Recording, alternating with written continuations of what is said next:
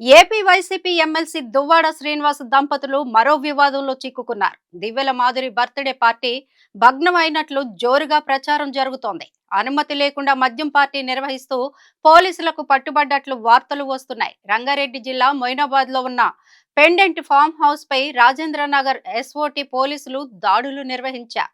ఈ దాడుల్లో ఎలాంటి అనుమతి లేని 10 విదేశీ మద్యం బాటిళ్లు, 5 హుక్కా బాటిళ్లు, ఇతర మత్తు పదార్థాలను స్వాధీనం చేసుకున్నారు. ఈ వార్తలపై దువ్వాడ శ్రీను తాజాగా స్పందించారు. ఈ తరుణంలో ఫార్మ్స్ పార్టీతో తమకు సంబంధం లేదని ఏపీ ఎమ్మెల్సీ దువ్వాడ శ్రీను మాధురి వివరణ ఇచ్చారు. మా ఫ్యామిలీ ఫ్రెండ్ పిలవడంతోనే బిజినెస్ మీట్ కోసం వెళ్ళాం. అక్కడ విదేశీ మద్యం హుక్కా ఉందని మాకు తెలియదు. పోలీసులు వచ్చి చెప్పే వరకు పార్టీకి పర్మిషన్ లేదని మాకు తెలియదు. తెలిసిన వెంటనే మేము బయటకు వచ్చేసామని శ్రీను మీడియాతో చెప్పారు. పోలీసులు చెప్పాకే పార్టీకి పర్మిషన్ లేదని తెలిసిందని, తాను అరెస్టు కాలేదని, ఇంట్లోనే ఉన్నానని మాధురి వెల్లడించారు.